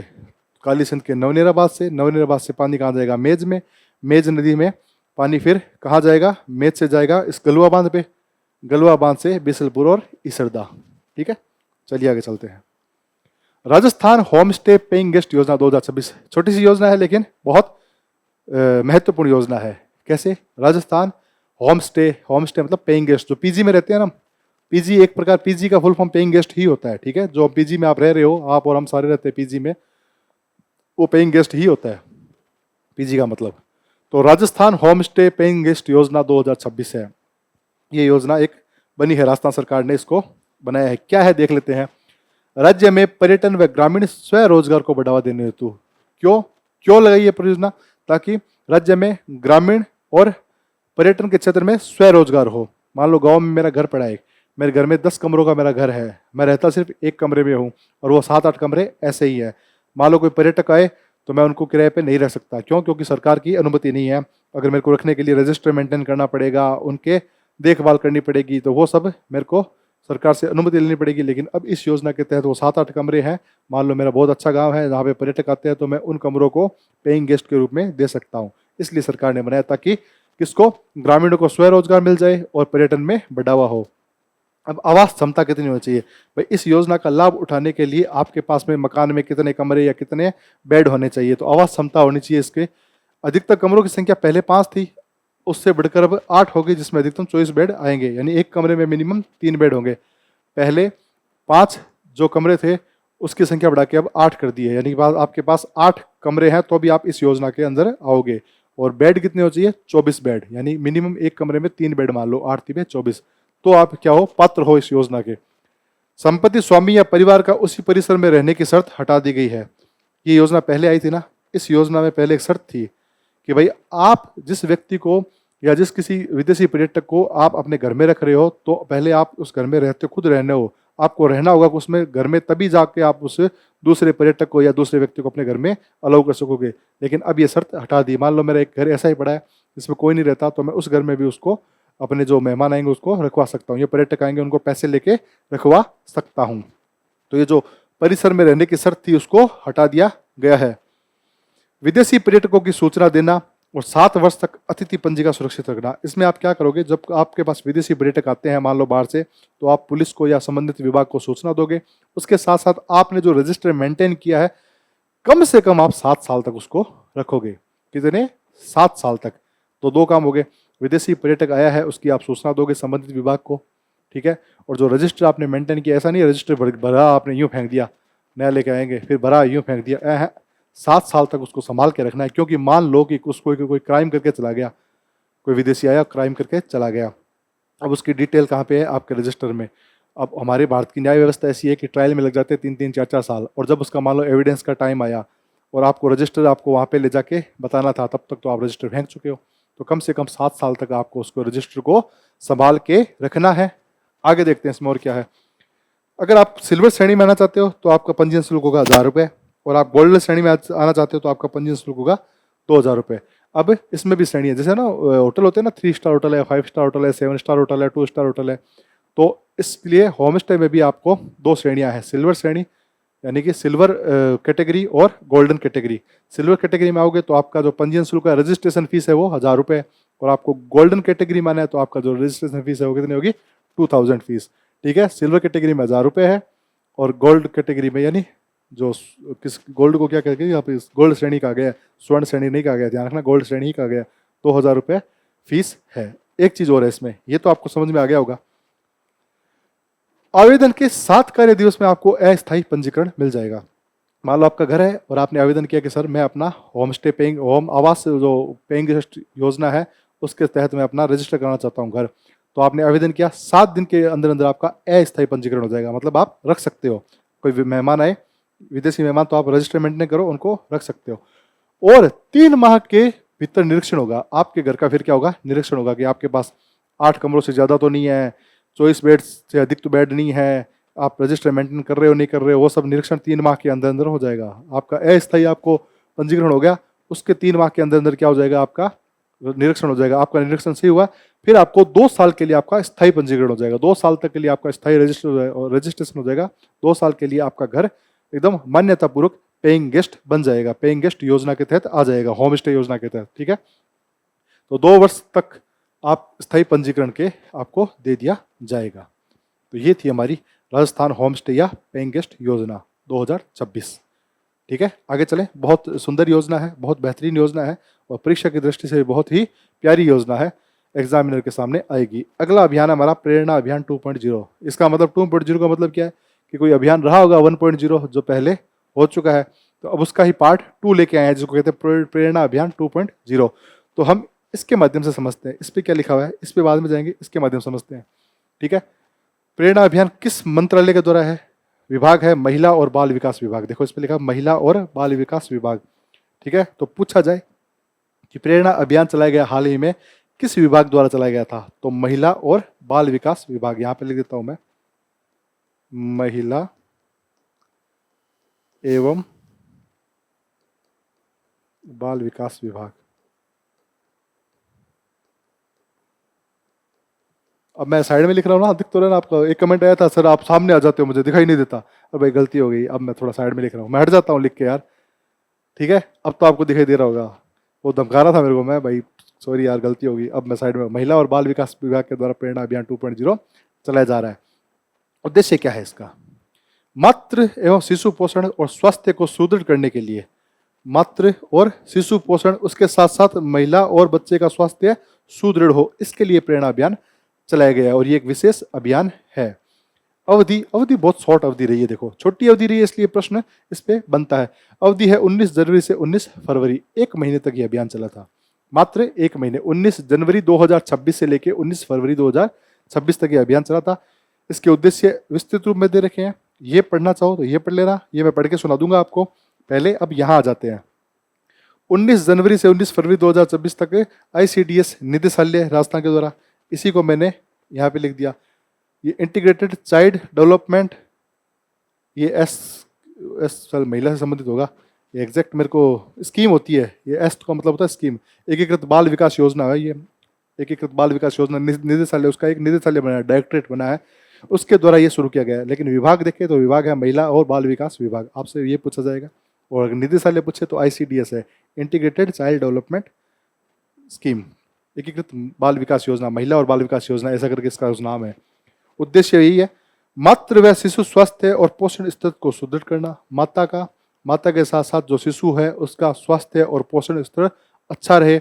उसके साथ साथ पंजीकरण कैसा होगा, इसके साथ साथ क्या है, पंजीकरण 6 वर्ष तक के बच्चों का पंजीकरण होगा, रजिस्ट्रेशन, गर्भवती महिलाओं का, और उसके साथ साथ दात्री माताओं का पोषण ट्रैकन पर पंजीकृत किया जाएगा। दात्री माताओं का मतलब जो दुग्ध पिलाती है बच्चों को, जो लैक्टेटिंग मदर होती है, जो कहते हैं ना बच्चों को दूध पिला रही है, जो माताएं हो जाती है, बच्चा मान लो 2, 3, 5, 6 महीने तक का होता है तब बच्चों को दूध पिलाती है, जो माताएं हैं उनको कहता है दात्री माताएं, ठीक है, उसको कहते हैं लैक्टेटिंग मदर भी कहा जाता है इंग्लिश में।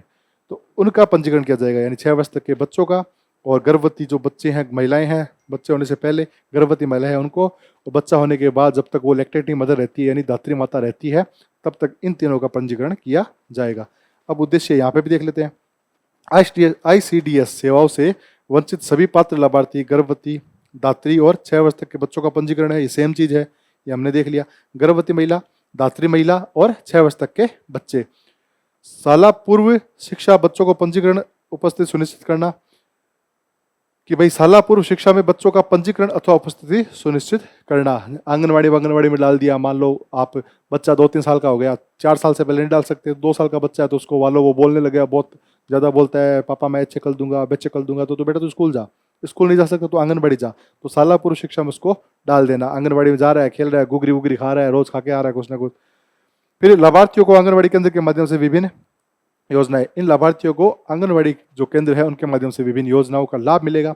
लाभ कौन सा होता है, मातृत्व शिशु बंधन योजना, जननी सुरक्षा योजना, जो भी जितनी योजना चलती है माता और बच्चे के लिए, उन सबका लाभ इनको मिलेगा। तो ये क्या था हमारा प्रेरणा अभियान।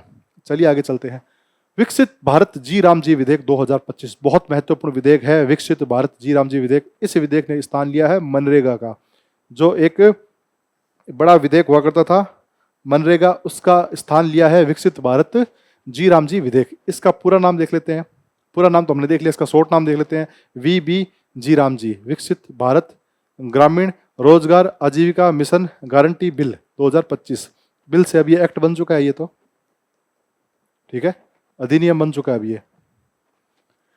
विकसित भारत के लिए मनरेगा में सुधार, मनरेगा का स्थान लिया, इसका नाम इसका क्या है, विकसित भारत में मनरेगा में सुधार। अब मनरेगा में क्या सुधार किया है, कैसे किया है, वो हम आगे देखेंगे। पूरा नाम है विकसित भारत गारंटी फॉर रोजगार एंड आजीविका मिशन ग्रामीण, ये हमने देख लिया। विकसित भारत के 2047 का जो लक्ष्य है उसको ध्यान में रखते हुए इसको बनाया गया है। भारत सरकार ने एक लक्ष्य रखा है कि भारत को 2047 तक विकासशील देश जो वर्तमान में है उससे उसको क्या बना देंगे, विकसित देश बना देंगे। क्या बना देंगे, विकसित देश। उस लक्ष्य को ध्यान में रखते हुए ये हमने विकसित भारत जी राम जी विधेयक बनाया गया है। मुख्य विशेषताएं देखते हैं इसकी, बस यही इंपॉर्टेंट है, सॉरी। मुख्य विशेषताएं इसकी महत्वपूर्ण है। क्या, पहले जो मनरेगा में 100 दिन का रोजगार मिलता था, 100 दिन का गारंटेड रोजगार मिलता था, 365 दिन होते हैं साल में, 100 दिन आपको मिलेंगे, इसकी गारंटी सरकार ले रही थी। अब सरकार कह रही है 100 क्यों, हम आपको 125 दिन का रोजगार देंगे, गारंटीड विद गारंटी आपको 125 दिन का रोजगार मिलेगा। आप रोजगार मांगने जाओ, आपको नहीं मिलता है तो हम आपको भत्ता देंगे, बेरोजगारी भत्ता। अगर रोजगार नहीं मिलता तो भत्ता देंगे, अन्यथा आपको रोजगार तो मिलेगा ही मिलेगा। कितना मिलेगा 365 दिनों में, कम से कम 125 दिन का। और इसमें कितना था, मनरेगा में 100 दिन का था, उसको बढ़ाकर वी राम जी में, विकसित भारत जी राम जी में कितना कर दिया, 125 दिन का। खेती के दिनों में श्रमिकों के लाभ हेतु 60 दिनों का कार्य विराम दे दिया। अब मान लो कि भाई कोई काम कर रहे हैं इस योजना के तहत, योजना चल रही है, तो जैसे ही खेती का टाइम आता है, बुआई का, कटाई का टाइम आ गया, तो वहां पे श्रमिकों की जरूरत पड़ती है।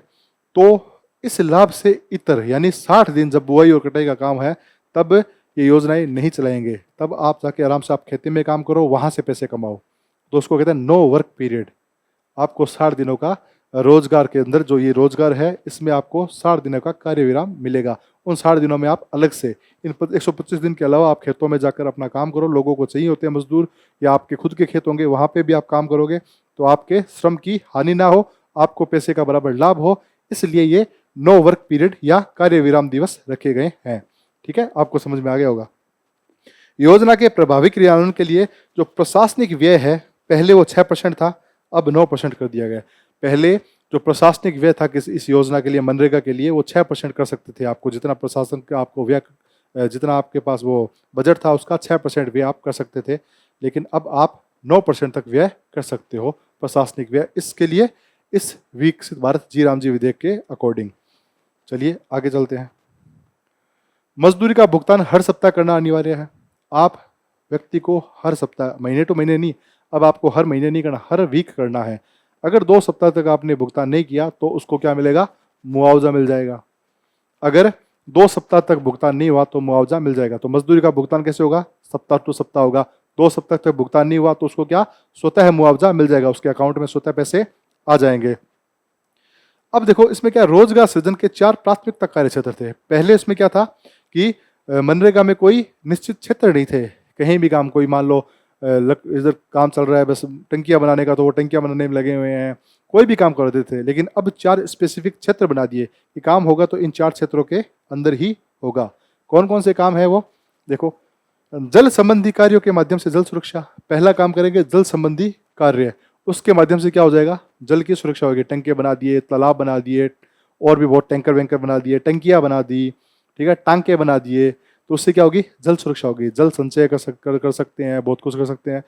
तो जल संबंधी कार्यों के माध्यम से जल सुरक्षा होगी। मुख्य ग्रामीण अवसंरचना, गांव के लिए सड़क बना दी, अस्पतालों के लिए मजदूर चाहिए थे वो मनरेगा के अंदर डाल दिए, और बड़ी बाउंड्री बना दी, स्कूलों की बाउंड्री बना दी। तो गाँव के लिए जो अवसंरचना इंफ्रास्ट्रक्चर निर्माण करते हैं वो इसमें दूसरे में शामिल है। इसके साथ साथ आजीविका से संबंधित बुनियादी ढांचा, जो आजीविका से संबंधित बुनियादी ढांचा है, ठीक है, जो किससे संबंधित हो? आपकी आजीविका से संबंधित हो। मान लो हॉस्पिटल बन रहे हैं, वहाँ पे लोगों को रोजगार मिलेगा।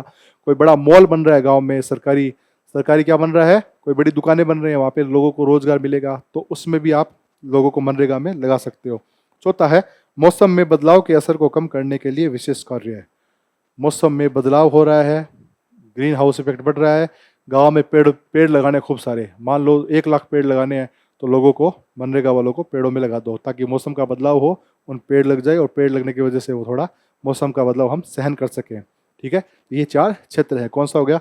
एक तो जल सुरक्षा हो गया, और एक आजीविका वाला हो गया, ये रहा आजीविका संबंधित हो गया। इसके साथ साथ ग्रामीण अवसंरचना हो गया, और चौथा मौसम का विकास हो गया। क्या हो गया? मौसम का बदलाव। ठीक है, ये तो कंपेरिजन दे रखा है मनरेगा में क्या है, विकसित भारत में क्या है। पहले इसमें 100 दिन थे, इसमें 150 दिन, 125 दिन है, और इसमें मल्टीपल था, लेकिन इसमें 4 क्लियरली बता रखा है। 4 क्लियर क्षेत्रों में जो हम पढ़ चुके हैं। सेंटर इसमें अनस्किल्ड बियर करते थे, और इसमें जो कॉस्ट है वो कॉस्ट भी निर्धारित की गई है कि राज्य कितना देगा और सरकार कितना देगी। प्रश्न बनते हैं। देखो प्रश्न एक तो यहाँ से बनेगा, ये 4 क्षेत्र पूछेंगे कि इनमें कौन सा क्षेत्र शामिल है और कौन सा नहीं है। ठीक है, ये भी बनेगा, यहाँ से भी बन सकता है। अब आगे चलते हैं। वित्तीय प्रावधान, इससे प्रश्न बनता है, और बना भी है, इस बार सब इंस्पेक्टर के पेपर में आया भी था। वित्तीय प्रावधान क्या है कि 3 प्रकार के हमारे यहाँ पे स्टेट्स या यूटीज होते हैं। एक तो वो सिंपल राज्य हैं, जो राजस्थान हो गया, मध्य प्रदेश हो गया, ऐसे राज्य हैं। एक राज्य है पहाड़ी राज्य है, जैसे अपने उत्तर पूर्व वाले राज्य हो गए, पहाड़ी राज्य हो गए। जो नॉर्थ ईस्ट है ना, 7 बहनें और सिक्किम को मिला के 8, अब उसको 8 ब्रदर्स या 8 सिस्टर क्या कहा जाता है, वो भी है, वो 8 हो गए वो। और एक जो उत्तर वाले पहाड़ी राज्य है, जम्मू कश्मीर के अलावा ये जो उत्तराखंड हो गया, हिमाचल हो गया, ये पहाड़ी राज्य हो गए। तो 2 प्रकार के हो गए। एक होती है यूनियन टेरिटरीज अपनी। यूनियन टेरिटरीज मतलब केंद्र शासित प्रदेश, और केंद्र शासित प्रदेश भी 2 प्रकार के होते हैं। एक जिनमें लेजिस्लेटिव होती है, जिसमें क्या होती है, अपने विधानसभा होती है, और एक वे होते हैं जिसमें विधानसभा नहीं होती। तो इन तीनों के आधार पर हमारे वित्तीय प्रावधान रखा गया है। तो उत्तर पूर्वी और हिमालयी राज्य, उनमें तो केंद्र सरकार, सी लिखता हूँ मतलब सेंटर, और एस का मतलब स्टेट। सेंटर, केंद्र सरकार 90% देगी रुपए और 10% रुपए कौन देगा? अपना राज्य वहन करेगा। मतलब जितना भी खर्चा आ रहा है उसका 90 रुपए सरकार देगी और 10 रुपए खर्चा कौन देगी? उसका वो राज्य वहन करेगा। और उत्तर पूर्वी यानी 8 तो वो राज्य हो गए, 7 सिस्टर और सिक्किम, ये 8 ये हो गए। और हिमालय राज्य में उत्तराखंड हो गया और हिमाचल प्रदेश हो गया।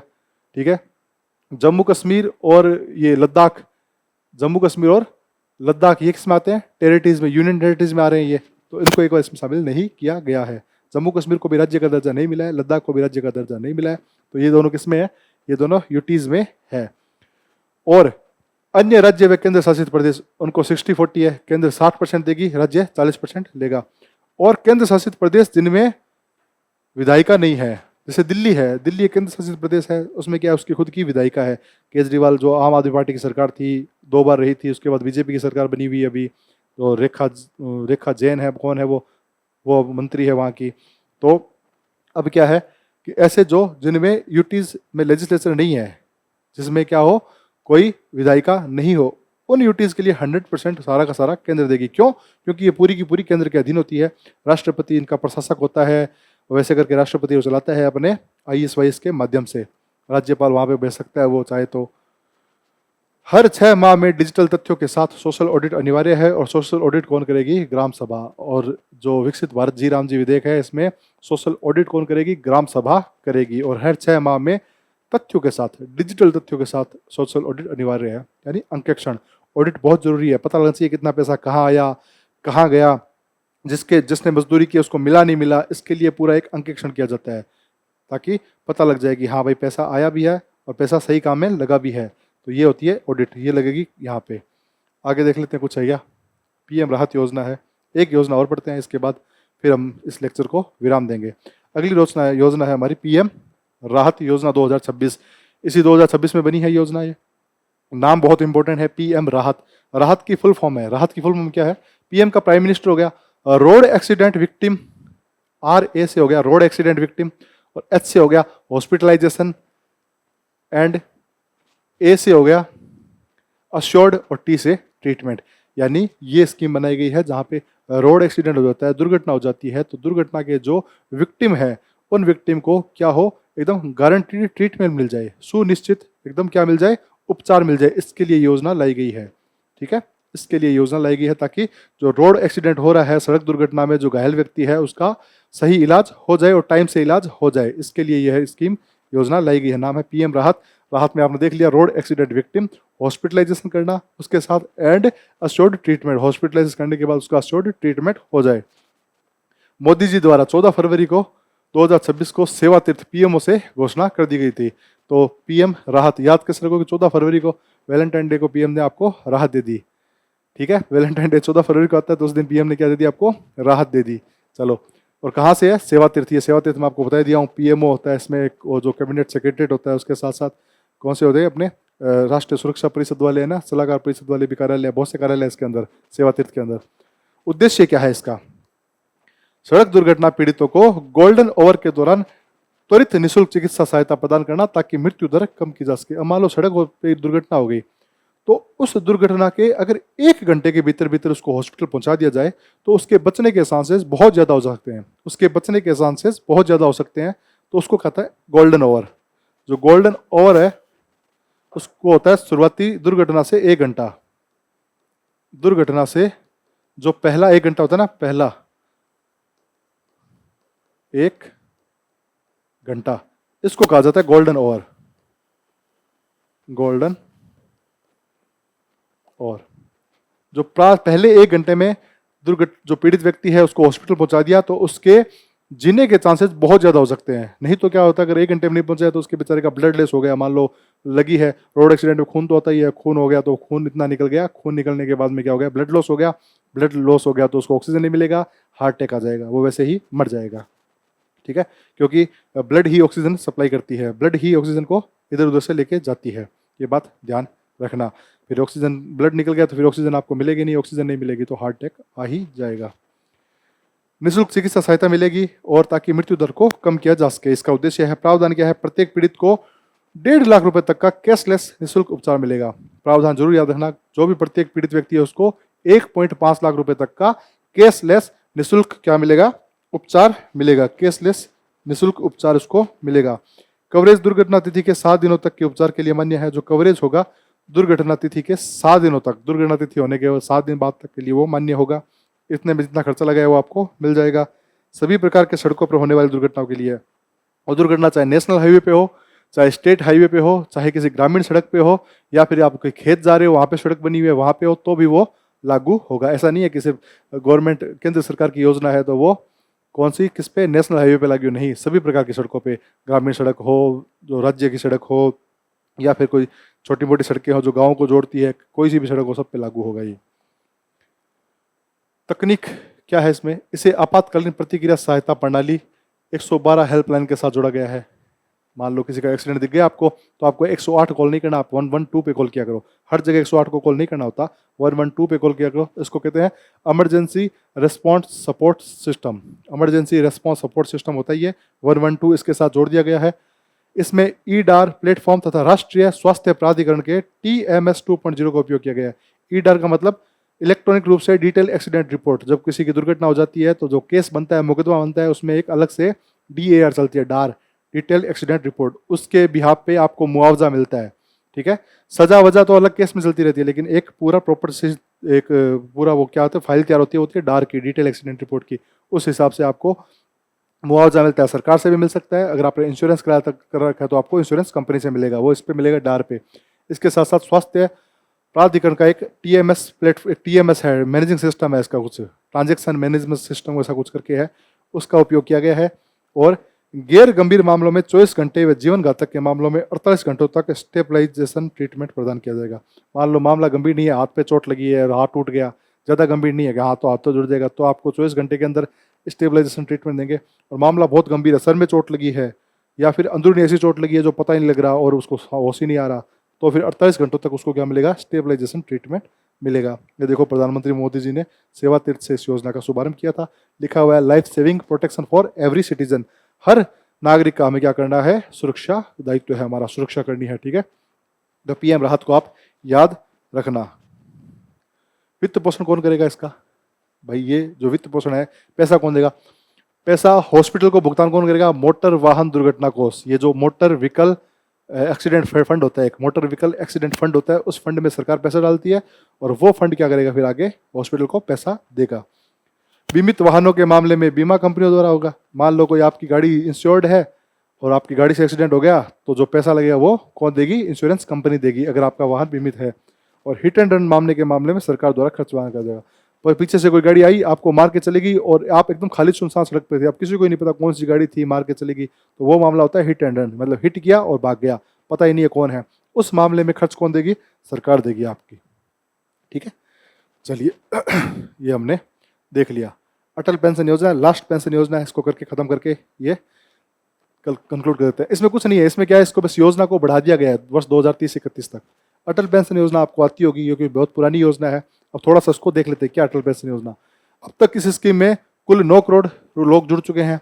इसमें क्या है, मई 2015 से शुरू की गई थी, किसके लिए, जो असंगठित क्षेत्र के, जो अकुशल कौन से असंगठित क्षेत्र के जो श्रमिक होते हैं, जो संगठित क्षेत्र में नहीं है। देखो संगठित क्षेत्र के श्रमिकों के लिए तो विशेष चलती रहती है योजनाएं, पेंशन योजनाएं चलती रहती है, लेकिन असंगठित क्षेत्र मतलब सब्जी वाले हो गए, रेडी वाले हो गए, या फिर ये दाढ़ी मजदूर हो गए, इन सब के लिए कोई योजना नहीं चलती। तो उसके लिए सरकार लेके आई थी, ताकि ये जब बूढ़े हो, अभी अभी कुछ पैसे जमा करा दिए और बाद में इनको क्या मिल जाए, बाद में इनको क्या मिल जाए, एक पेंशन के रूप में।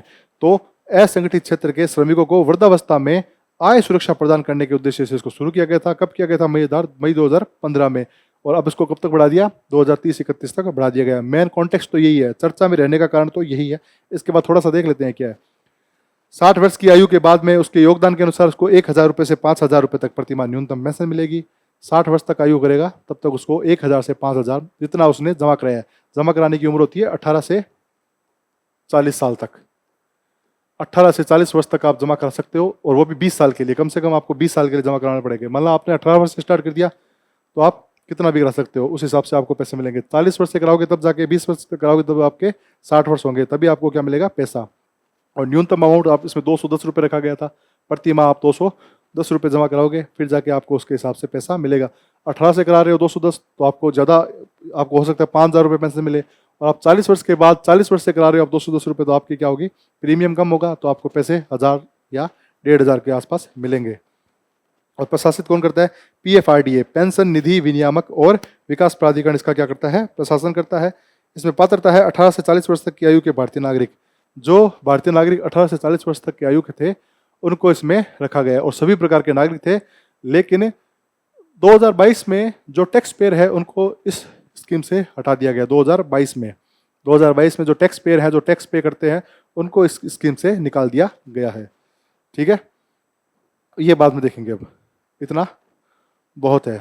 चलिए, तो फिर इतना ही कहूँगा कि पढ़ते रहो, मेहनत करते रहो, मेहनत का कोई विकल्प है नहीं और इधर उधर भटकने की ज़रूरत नहीं है। हम उम्मीद करते हैं कि आपके लिए एक प्रॉपर अच्छा समाधान लेके आए आपके करंट अफेयर के लिए, और उम्मीद कर रहा हूँ कि आप देख रहे होंगे हमारे करंट अफेयर, और देखो जितना देखोगे उतना आपको फ़ायदा मिलेगा। टेस्ट आप कर ही रहे होंगे, और शायद बुधवार तक मैं आपके लिए एक लाइव टेस्ट लेके आऊँगा जो महत्वपूर्ण नीतियाँ हैं वहाँ तक होगा वो टेस्ट। ठीक है, पहले लेक्चर से लेके महत्वपूर्ण नीतियों तक होगा। तो चलिए मिलते हैं अगले लेक्चर में, इसी को आगे कंटिन्यू करेंगे। तब तक के लिए जय हिंद, जय भारत, धन्यवाद।